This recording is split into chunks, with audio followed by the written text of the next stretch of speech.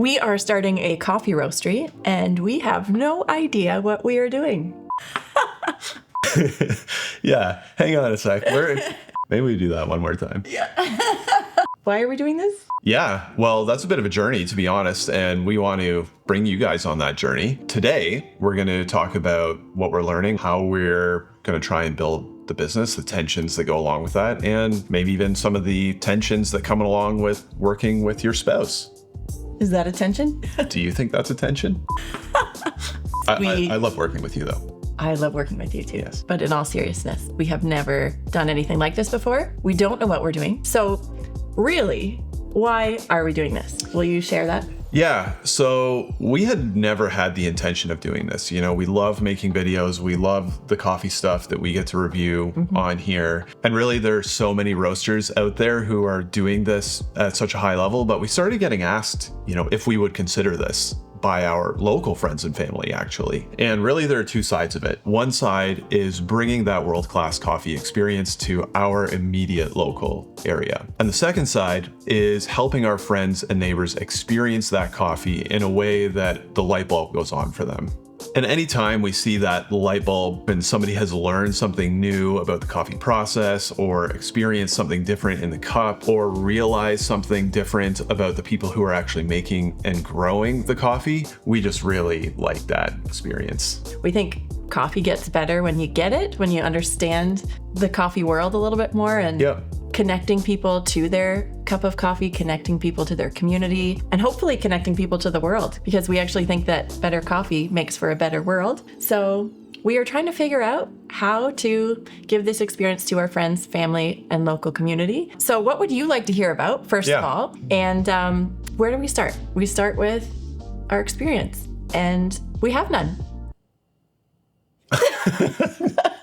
Well, we have a lot of experience drinking coffee and really, tasting coffee. Yeah. We've had the chance to experience some of the best coffees in the world. Yeah. Excellent producers. Yes. Yeah. We've been to Origin. This cup of coffee we're drinking right now is from the farm we visited in Guatemala. It's a Marigot Ibe. It's excellent. We have a lot of experience making coffee at home. We also have a lot of experience with online stuff, but when it comes to roasting, we have no idea what we're doing, and we're not going to pretend like we do. We're going to learn along the way. Same with running a business. Same with running a business. We don't really have any real experience doing that. But we do have a lot of really meaningful relationships in the coffee industry. Yeah, totally. Through the channel, we've gotten to know so many producers, so many importers, so many roasters out there, so many equipment manufacturers. We really know a lot of people at this point.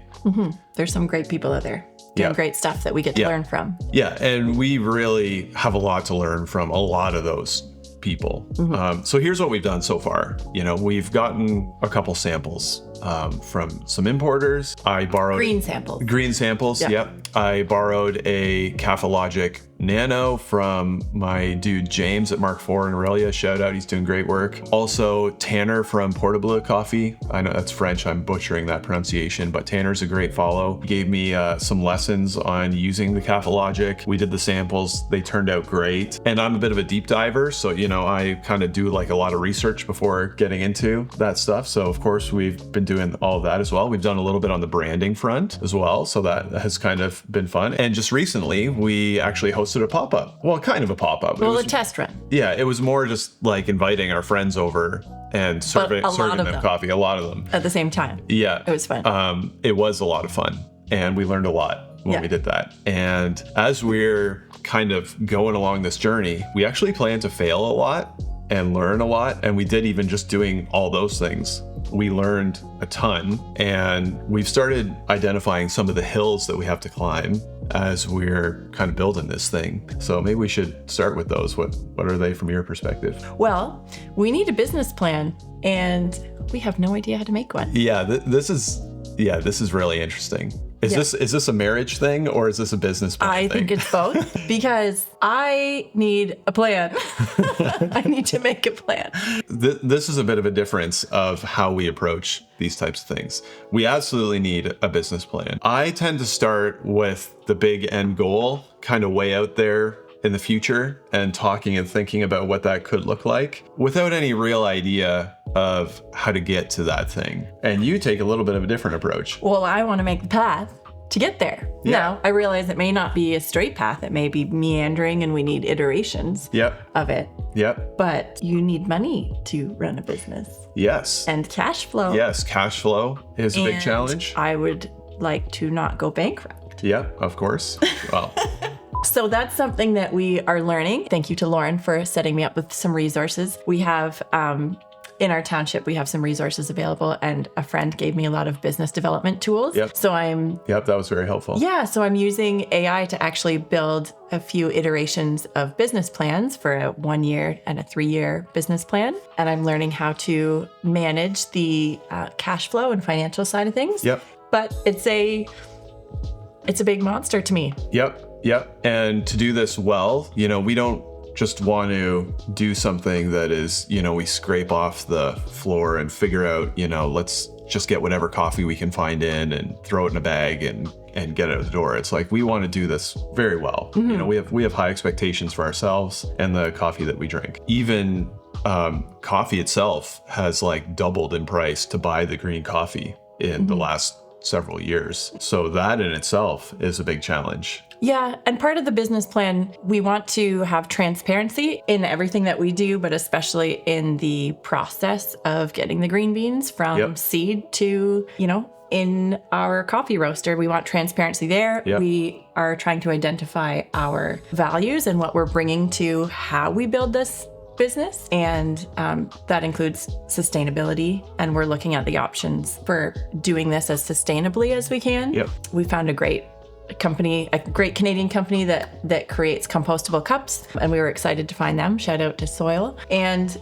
we are trying to build a plan based around our values, based around the cash flow that we have available. Do we need to get a small business loan is one of the questions. And then how would we structure that? Yep. Anyways, those are questions that we're asking, and it's interesting. Yeah, it's kind of the less sexy but very necessary part of building a coffee roastery. Yes. If we want to do this long term, we want to plan. And then there's a whole pile of logistics around the actual process of putting together a coffee menu. Yep. What countries have harvests at what times, how are you developing relationships with producers and your sourcing? Yeah, and that's the next hurdle. Releasing all those coffees in a way that works for people who want to get their hands on it. It's all a lot more complicated than you would expect. And we do not have that figured out at this point. So that's one of the other hurdles, is the logistics and the planning of actually learning how to roast coffee really well. If we say we want to serve world-class coffee to our community locally, we've got to figure that out. Yep. That's you. That's all you. Well, we'll figure it out. I will just be the taste tester, because I can tell you if it's tasty. I mean, at least we know what we like in a cup of coffee. Yeah. And we're very calibrated in that way when we go around the cupping table and we cup a bunch of different coffees and But also we recognize that good coffee is not always objective. There's preference and personal taste and all that. So figuring out what people enjoy for the most part, we can do thermal shock, but not everybody's going to love that. Some people will love it though. Doug. So anyway, we got a lot to learn on how to do all that. Logistics. All the logistics, all the business planning, all the financial stuff. Coffee roastery, it's a fantastic idea, but actually making it work in the real world is pretty difficult. So, we got our notebooks open on that. I'll just say that. Yeah, big time. Now, the next hurdle that we have to talk about, or I think would be helpful to talk about, is our marriage. Well, I guess I should. Our marriage is not the hurdle. You should rephrase. But yeah, hang on a sec. I wasn't planning on using a shovel for this video, but I think I just went and got it. The next hurdle is actually having a healthy marriage while you're building a business. Yes, we would like to stay married. Yes. We would like to continue liking each other. Yeah, and we do, and we try and work on that very intentionally, and we try and make sure the work stuff doesn't kind of bleed out too much. And I know it drive you crazy sometimes too. So thoughts? Well, I would say it's really fun working together. It is. Yeah, we love working together. Yeah, we get to spend a lot of time together. It's fun to be a team, but working with your spouse is another level of relational dynamics to navigate. And we have worked together on the channel for a couple of years now. Yeah. And we were actually coworkers for years before we started dating and got married. So we have that to our advantage because we knew how to work together and be friends before we were a married couple. That helps us. But we have to be intentional about things like planning date nights, investing in a babysitter so that we have time to just go and be us. And that's really nice. We have to be intentional about boundaries for business conversations because sometimes at 6 a.m. with our morning coffee, we're both just excited to talk about business. Sometimes we're not. And sometimes one of us is. Sometimes one of us is. And sometimes the other of us is like, it's 6 a.m. But I think having boundaries and being able to communicate, like, let's turn business mode off is really important. Especially with how much of what we do is online and in our hands all the time. Like it's literally in our kitchen behind us while we're cooking dinner. So we have to be intentional about when we pause business conversation and just leave space for the rest of our lives. The date night thing is huge for me. You know, like just having that, especially, it's so crazy with the kids right now. Like, we love our kids, but they bring a level of intensity to the whole picture. And getting one-on-one time with you is something that it's just like gold to me. I just love that. Thanks. Also, I would say in our business building, we want to bring the kids along for the journey. We want to let them into it, what we're learning, let them do a little bit of work with us. Something you did that I really liked is when we did the test run with inviting our friends over to serve them coffee. You gave them valuable jobs and they were legitimately helpful. They just kind of tidied up the yard and it was really cute and thoughtful. They are 9 years old and under, so they're young. But they did great. That was really cute. Sorry I interrupted you. No, that's fine. Anyway, so working with your spouse is a layer of complexity to this that we are just figuring out, and how to run a business in our home, in our living space, and it's an adventure. I think identifying our values as both a couple and within the context of what we want to do for this business, that is kind of a bit of a true north that I think has kind of helped keep us oriented when things are in line or outside of our values, and also knowing the strengths and weaknesses that we both have. There's some things that I'm very good at that you're not good at, and there's other things that you're good at that I'm absolutely terrible at. And trying to figure out where those things can align. Well, it's not even align. It's like we need to complement each other and bring our skills to the table and fill in the pieces. I think you've been really good about giving me freedom in the sense of, like, if this isn't what you want to do, you can go and do something else.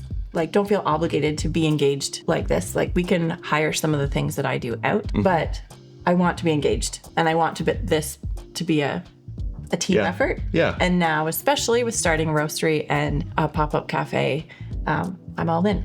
So here we are. Here we are. So at this point, I guess we've talked about, the roastery, our vision for our community, our passions, but we haven't actually talked about what we're calling the thing yet. Should we take the lid off that? Or? We have a name. So we're going to call it Got Coffee, the Got Coffee Co. We've been building this channel, Daddy Got Coffee, on here for a long time, and we wanted to bring the roastery under alignment with that. I was not going to put the word daddy on a coffee bag. I know that's what the kids used to say and whatever, but it's like, that's not going on a coffee bag. So we decided to call it Got Coffee. And why does that resonate with us? You already said it earlier in the video, actually. Because we think coffee gets better when you get it. So we want to help people get the coffee world. Totally. So if you want to support us, follow along on this journey. Number one, let us know what you want to hear about. So anything that we learn, we are more than willing to share in a video. Also, subscribe to this channel, Daddy Got Coffee.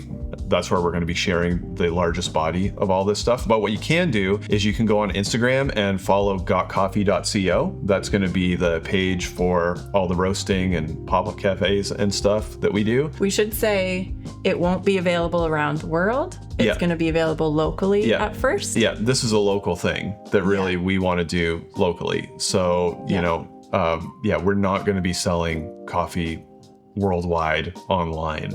We may do that at some point in the future, and we would love to hear your thoughts on that if you'd be interested in trying out some of that. But really, this vision has kind of started and we'll be starting with our local area. So you can go and follow that page. I'll leave that down there below, and join our mailing list if you want to support. That would be really helpful, and that way you can stay plugged in. You can hear about those updates as they happen. Our mailing list is on our Instagram page. Yeah, and I'll drop it down below. Okay, too. Great. But beyond that, probably the most helpful thing is to actually know what you want to know. You know, we want to make videos that are helpful for you. So if this is something that you're thinking about, or maybe you have no designs on ever roasting coffee, but you're just interested, we would love to know what you want to hear about. So make sure you drop a comment down there below. So thanks for watching to the end. We hope your next cup of coffee is fantastic, and we'll see you next time. Yeah, cheers.